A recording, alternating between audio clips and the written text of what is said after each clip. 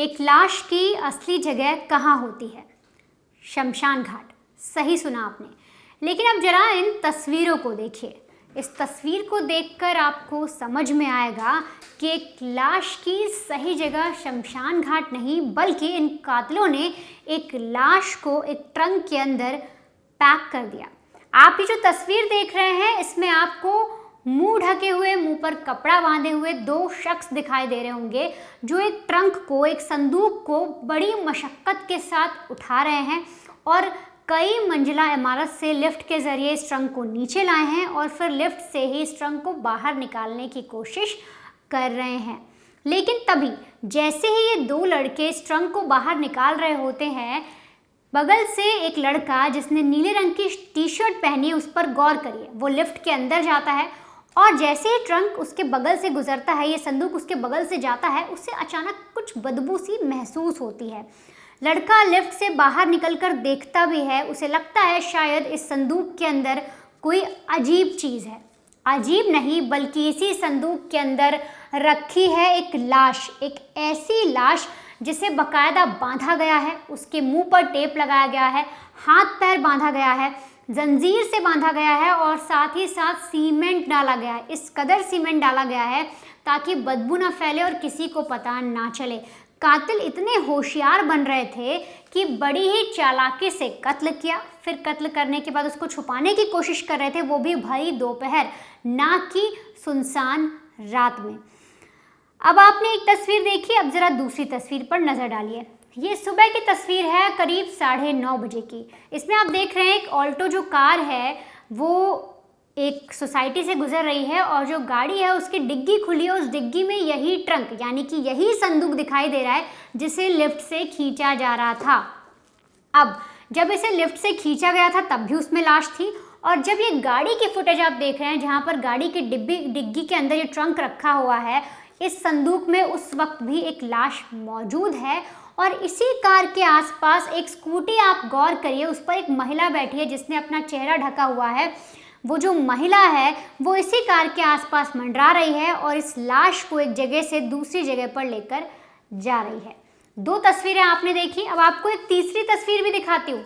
इस तस्वीर पर भी गौर करिए। ये बाजार की, एक मार्केट की सीसीटीवी फुटेज है। इसमें आपको दिखाई देगा कि वो महिला जो गाड़ी के पीछे स्कूटी पर बैठी हुई थी और उस लाश के आसपास मंडरा रही थी, वही महिला यहाँ पर आपको दिखाई देगी स्कूटी पर। उसके साथ एक पुरुष भी है और तो और एक ई रिक्शा है जिस पर बाजार से खरीदा गया ये ट्रंक, ये संदूक रखा जा रहा है उस ई रिक्शा पर, और ये महिला और उसका साथी इसे उस जगह पर लेकर जा रहे हैं जहाँ पर इन्हें लाश पैक करनी है। अब दरअसल ये जो पूरी वारदात है, ये जो पूरी सीसीटीवी फुटेज है, ये कैसे एक एक करके पुलिस को मिलती गई और कैसे दिन दहाड़े एक लाश को छुपाने की कोशिश की जा रही है। एक लाश को इस तरीके से छुपाया जा रहा है कि किसी को पता भी ना चले, और बाकायदा फुल प्रूफ प्लानिंग की गई। दरअसल ये जो पूरी वारदात है ये छत्तीसगढ़ के रायपुर से सामने आई है, और यहाँ पर अगर मैं आपको कातिल का चेहरा दिखाऊं तो आप हैरान रह जाएंगे। दो तस्वीरें देखिए, अंकित उपाध्याय और शिवानी शर्मा, दोनों पति पत्नी हैं, पेशे से वकील हैं, और जो मोहतरमा हैं, जो शिवानी शर्मा है, इन्होंने पत्रकारिता की पढ़ाई भी की है 2020 में। इन्हें प्यार होता है अंकित नाम के लड़के से और ये दोनों शादी भी कर लेते हैं। शादी के बाद सब कुछ ठीक था, लेकिन उसके बाद कहानी पलटती है। दरअसल ये जो पति पत्नी की जोड़ी है, इन्होंने एक ऐसा गुनाह किया है, एक ऐसी हत्या की है जिसके बाद इन्हें लगा कि इन्होंने तो एक परफेक्ट क्राइम कर दिया। लेकिन जब पुलिस इस पूरे केस को इन्वेस्टिगेट करती है तब इन दोनों का काला चेहरा पुलिस के सामने आता है कि कैसे पैसों के लिए लालच में इन्होंने एक कत्ल किया, बेहद घिनौना काम किया, और उसको छुपाने के लिए बाकायदा ट्रंक खरीद कर लाए, सीमेंट खरीद कर लाए, फिर उसको एक सूटकेस खरीद कर लाए, सूटकेस में लाश डाली, उसके बाद उसे सीमेंट से चुनवाया, फिर बाकायदा उसे ट्रंक में रखा और ट्रंक को फेंक कर आ गए। लेकिन जैसे ही ट्रंक खुलता है तो ये जो लाश है ये खुद उस सूटकेस को फाड़ कर बाहर आती है और चीख चीख कर गवाही देती है कि इसे मारने वाले कौन है। दरअसल ये जो आप तस्वीर देख रहे हैं, किशोर नाम का ये शख्स है और रायपुर में एक मेन रोड पर इसकी जर्जर कोठी है, लेकिन उसकी कीमत काफ़ी है और काफ़ी प्रॉपर्टी वाला ये शख्स था। इसकी कुछ ऐसी ज़मीनें भी थी जो विवादित थी। ऐसे में 2018 में इसकी मुलाकात अंकित उपाध्याय नाम के शख्स से होती है जो पेशे से वकील है। अब दोनों की दोस्ती होती है, बातचीत होती है और प्रॉपर्टी को लेकर ही इनकी मुलाकात होती है। और इसके बाद जो किशोर हैं वो बताते हैं अंकित को कि उनकी कुछ ऐसी ज़मीनें हैं जो विवादित हैं, जो फंसी हुई हैं और उन्हें बेचना है, किसी भी तरीके से प्रॉपर्टी निकालनी है। अंकित सोचता है कि सामने वाला जो शख्स है वो बेहद अमीर है, इसके पास काफ़ी प्रॉपर्टी है, और तो और जो किशोर था उसके आगे पीछे कोई भी नहीं था। उसके ना बच्चे थे, ना उसकी पत्नी थी, ना ही उसके कोई करीबी लोग थे। उसकी सिर्फ 2 बहनें थी जिसमें से एक की मौत हो गई और दूसरी बहन काफ़ी दूर रहती थी, बोलचाल बंद था। तो ऐसे में अंकित को जब ये सारी चीज़ें पता लगी तो उसे समझ में आया कि हो ना हो किशोर से दोस्ती करना उसके लिए फ़ायदेमंद होगा। अब दोस्ती तो हो जाती है, तो ऐसे में अंकित किशोर से कहता है कि आपको जो प्रॉपर्टी बिकवानी है, जो विवादित चल रही है, उसके लिए आप मुझे कुछ पैसे दीजिए, करीब 18-20 लाख। इसके बाद मैं जुगाड़ करता हूँ, मैं वकील हूँ, तो मैं आपका कैसे भी करके जो आपके 2-3 फ्लैट और जो ज़मीनें आप बता रहे हो वो निकलवा दूंगा, और इसके बाद आपके पास पैसे भी आ जाएंगे और आप कुछ अच्छी जगह प्रॉपर्टी ले लेना। किशोर है वो भरोसा करने लगता है अंकित पे, क्योंकि उसका दोस्त बन गया था, और इसलिए उसे पैसे भी दे देता है। पैसे देने के बाद चीज़ें थोड़ी सी बदल जाती हैं। कई टाइम बीत जाता है, साल पर साल बीतते हैं, लेकिन जो प्रॉपर्टी थी, जो विवादित ज़मीन थी किशोर की, वो निकल नहीं पाती, वो बिक नहीं पाती, उसका पैसा भी फंस जाता है। अब जब उसने अंकित से सारी चीज़ें कही तो अंकित टाल मटोल भी करने लग गया। अब किशोर को समझ में आ गया कि शायद अंकित उसके पैसे नहीं दे सकता, अंकित के पास इतने पैसे नहीं हैं। लेकिन एक दोस्त होने के नाते किशोर ने उसकी ये सारी बातें समझी और फिर भी उसका साथ दिया और उससे पैसे मांगने की जिद नहीं की। अब इधर हाल ही में होता दरअसल ये है कि किशोर का एक रोज़ साइकिल से एक्सीडेंट हो जाता है, जिससे उसे चोट आती है और कहीं ना कहीं जो उसके चलने की क्षमता थी वो कम हो जाती है। अब वो ठीक से चल नहीं सकता था, उसके पैर थोड़े ख़राब हो जाते हैं। लेकिन परिवार में कोई था नहीं, तो ऐसे में अंकित का क्या वो साथ मांगता है, अंकित से खाने पीने की चीज़ें मंगवा लेता है और इनकी दोस्ती ऐसे ही चलती रहती है। इधर किशोर पैसे भी अंकित से नहीं मांग रहा था, लेकिन कहानी पूरी तरीके से बदल जाती है। दरअसल होता कुछ ऐसा है कि जो अंकित है वो एक रोज़ अपनी पत्नी को बताता है और कुछ पैसों की बातचीत करता है और बोलता है कि हो सकता है आने वाले वक्त में किशोर हमसे पैसे मांगे। 18 लाख उसके मेरे पास जमा है, उसकी कुछ ऐसी प्रॉपर्टीज़ भी हैं, उसका कोई देख रेख करने वाला है नहीं, उसकी प्रॉपर्टी की सारी जानकारी मेरे पास है, तो क्यों ना हम उसका कत्ल कर दें और इसके बाद सारी चीज़ें हमारे पास आ जाएंगी। इस पर जो शिवानी है, जो खुद पेशे से वकील है, साथ ही साथ उसने पत्रकारिता भी की है, वो इस बात से इनकार करती है। वो अपने पति से कहती है कि कत्ल करना सही चीज़ नहीं है, हम पकड़े जाएंगे, कुछ और तरीका अपनाओ। इसके बाद पति उसे समझाता है, या अंकित उपाध्याय समझाते हैं कि देखो हम कत्ल कर देते हैं और उसको इस तरीके से करेंगे, लाश को ऐसे छुपाया जाएगा कि पुलिस पकड़ ही नहीं पाएगी, हम एकदम परफेक्ट प्लानिंग करेंगे। अब जब परफेक्ट प्लानिंग की बात शिवानी सुनती है तो उसे लगता है कि उसका पति जो है सही बोल रहा है और उसे कत्ल के इस पूरी वारदात में साथ दे देना चाहिए। शिवानी हाँ मिलाती है और फिर ये दोनों पति पत्नी जो रायपुर है उसी के जहाँ पर ये रहते हैं उसी कॉलोनी में के 2-3 जगह छोड़कर, 2-3 गली छोड़कर एक किराए पर मकान देखते हैं और उसको किराए पर लेते हैं, जिसके लिए वहाँ की जो सितारा बेगम करके एक मकान मालकिन थी उनको ऑनलाइन पेमेंट भी करते हैं। अभी आस पड़ोस के लोग इनसे पूछते हैं कि तुम लोग वहाँ रहने क्यों जा रहे हो, तो ये बोलते हैं कि हमें अपने घर में रेनोवेशन करवाना है, टूट फूट होगी, इसलिए हम वहाँ शिफ्ट हो रहे हैं, कुछ दिन बाद आ जाएंगे जब नीचे का फ्लोर थोड़ा ठीक हो जाएगा। अब ये 6-7 गली छोड़कर जो आगे रहने जाते हैं वहाँ चले जाते हैं। अब प्लानिंग के मुताबिक ये लोग 19 तारीख को यानी 19 जून को उस फ्लैट में रहने जाते हैं और 20 तारीख को किशोर को बताते हैं कि हम लोगों ने नया फ्लैट ले लिया है, अब हम लोग यहाँ पर रहेंगे, पुराने घर में बहुत सारा काम होना है, अब तुम्हें मिलने के लिए यहीं पर आओ। किशोर बोलता है ठीक है।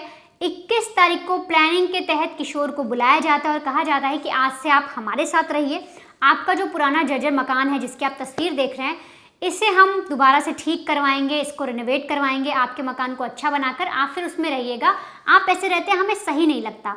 अब जब किशोर ये सुनता है तो किशोर को लगता है कि ये लोग कैसे भी हों लेकिन उसकी इज्जत करते हैं, उसको अपना दोस्त, अपना सगा मानते हैं। किशोर उनके घर में आकर रहने लग जाता है। 21 तारीख को बाकायदा कत्ल करने से पहले किशोर को ये लोग कहते हैं कि आप नहा धो लीजिए, खाना वगैरह लगा देते हैं। बाकायदा किशोर वहाँ पर नहाता है, फिर इसे पोहे खिलाए जाते हैं। पोहा खाने के बाद जैसे ही किशोर सोने चला जाता है, जब उसे नींद आ रही होती है वो सोता है, ठीक उसी वक्त अंकित उपाध्याय जो है, जो ये कातिल है, ये आकर किशोर का गला दबाता है। शिवानी उसके पैर पकड़ती है। गला दबाने के बाद जब उनकी मौत हो जाती है तब शिवानी जो हथियार लेकर आई थी उससे उसका गला काटते हैं ताकि किसी भी कीमत पे कोई गुंजाइश ना रहे किशोर के बचने की। और जैसे ही किशोर का जब गला काटते हैं, खून वगैरह बहता है, तो उसको साफ किया जाता है फिनाइल वगैरह डालकर, कहीं पर भी कोई छींटे ना रहे, कोई भी शक किसी पर ना जाए, क्योंकि अब तो किराए के मकान में थे, इनके फ्लैट में तो कत्ल कर नहीं रहे थे। तो बाकायदा एक एक चीज़ को साफ किया जाता है और फिर 21 तारीख को कत्ल होता है और 23 तारीख को लाश छुपाने की प्लानिंग होती है और करीब करीब 48 घंटे तक लाश को ये दोनों पति पत्नी छुपा कर रखते हैं। लेकिन धीरे धीरे बदबू आना शुरू होती है, चीज़ें बहुत ज़्यादा बिगड़ जाती हैं। लगातार ये घर में नहीं रह पा रहे थे, तब इन्हें समझ में आता है कि कैसे भी करके लाश छुपानी होगी। तब पत्नी जो है वो सूटकेस लेकर आती है, उस सूटकेस के अंदर इस लाश को, यानी किशोर की जो डेड बॉडी थी, उसके हाथ पैर बांधे जाते हैं, उसका गला जो है वो कसा जाता है और इसके बाद पूरे एक बंडल बनाकर उस लाश को सूटकेस के अंदर डाल देते हैं। फिर जो ये पत्नी है, जो ये पति हैं, दोनों की जो जोड़ी है, ये बहुत सारा सीमेंट लेकर आते हैं, एक कट्टे भर सीमेंट लेकर आते हैं। इसके बाद उस लाश के अंदर जो इन्होंने बाकायदा एक सूटकेस लिया था, उस सूटकेस के अंदर उस सीमेंट को भी डाला जाता है कि बदबू ना आए, लेकिन बदबू फिर भी फैलती है।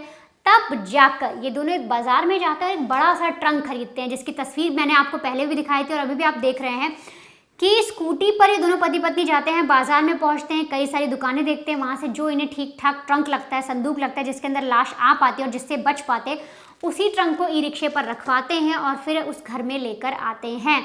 अब इस ट्रंक को ले आने के बाद ये जो सूटकेस था जिसको इन्होंने सीमेंट से पैक किया था बाकायदा, उसको उस ट्रंक के अंदर रखा जाता है और फिर ऊपर से थोड़ा सीमेंट डाल दिया जाता है। अब ट्रंक को बंद करके ये लोग परफ्यूम वगैरह छिड़क कर भी कोशिश करते हैं कि बदबू ना आए, लेकिन धीरे धीरे समय बीत रहा था और 23 तारीख आ जाती है और जो बदबू है बहुत ज़्यादा फैलने लगती है। तब सुबह सुबह करीब 9 बजे के आसपास ये अपने 2 साथी को मनाता है, जो अंकित उपाध्याय क्योंकि वकील है, तो जिसका इसने कभी काम किया था, उन लड़कों को बुलाता है, उनको मनाता है और बोलता है कि देखो तुम्हें सिर्फ लाश छुपानी है, हमसे गलती हो गई है, तुम पकड़े नहीं जाओगे, मेरा साथ दे दो, मैं वैसे भी वकील हूँ। 2 जो इसके साथी थे वो इसका साथ देते हैं। लिफ्ट से बाकायदा उस ट्रंक को नीचे उतार कर लाया जाता है और फिर गाड़ी की डिग्गी में इस ट्रंक को चढ़ाया जाता है और 2 लोग गाड़ी के अंदर बैठकर इसे सुनसान इलाके में ले जाते हैं। सुबह सुबह 9:30 बजे जब पूरी दुनिया जगी होती है, हर कोई चहलकदमी कर रहा होता है, बच्चे लोग अपने घर के आगे बैठे होते हैं, तब उस गाड़ी में इस ट्रंक को रखा जाता है। तस्वीर आप देख रहे हैं, इसे ले जाया जाता है एक सुनसान जगह पर और पीछे जो पत्नी है, जो शिवानी शर्मा है, ये स्कूटी चला रही हैं, इन्होंने अपना मुंह ढका हुआ है और ये उस लाश को लेकर पहुंचते हैं और फिर इस ट्रंक को एक सुनसान जगह पर फेंक देते हैं। अब ये कहानी खुलकर कैसे सामने आती है, तो दरअसल जब ये ट्रंक को फेंकते हैं तो आसपास के इलाके में थोड़ी देर में बदबू शुरू हो जाती है, क्योंकि जब इनके कमरे में ही इतनी बदबू आ रही थी तो उस इलाके में भी बदबू आना शुरू होती है। अब झाड़ियों के पास ये जो ट्रंक था वो इस कदर बदबू कर रहा था कि लोग देखने को मजबूर हो गए और जो ट्रंक था उसका साइज़ भी काफ़ी बड़ा था, तो लोगों को आतुरता हुई कि आखिर इस ट्रंक के अंदर है क्या। पुलिस को बुलाया जाता है, पुलिस मौके पर पहुंचती है और जैसे ही ट्रंक को खोला जाता है उसके अंदर से एक धधक करके बाहर आती है, जो सीमेंट था वो पूरा फूट कर बाहर आता है, क्योंकि लाश अंदर ही फूलने लग गई थी और जो बैग था, जो सूटकेस था, वो छिटक कर बाहर आता है और जो लाश थी उसके अंदर से बाहर आ जाती है फट कर। ये देखकर पुलिस की हालत ख़राब होती है कि किस तरीके से कातिल ने इस लाश को पैक किया है। लेकिन अब पुलिस के पास सवाल था कि आखिर शख्स है कौन। तो जब उसकी पहचान कराई जाती, क्योंकि शक्ल जो थी वो बाकायदा दिख रही थी, पहचान कराई जाती है, आसपास पूछा जाता है, तो पता लगता है किशोर नाम का एक शख्स है जिसकी उम्र करीब 50 के आसपास है और उसकी प्रॉपर्टी वगैरह भी है। तो पुलिस को पहला डाउट होता है कि हो ना हो जो कत्ल किया गया शख्स का प्रॉपर्टी के लिए किया गया है। अब उस एरिया में जैसे ही खबर फैलती है कि एक लाश मिली है, वैसे ही जो मैंने आपको सबसे पहला शुरुआती सीसीटीवी फुटेज दिखाया था, लिफ्ट से ट्रंक निकालते हैं, वहाँ पर एक जो नीले रंग की टी शर्ट पहने एक लड़का जो अंदर जाता दिखता है, ऐश्वर्य जिसका नाम है, वो सामने आता है और वो बताता है कि दरअसल कहानी क्या थी।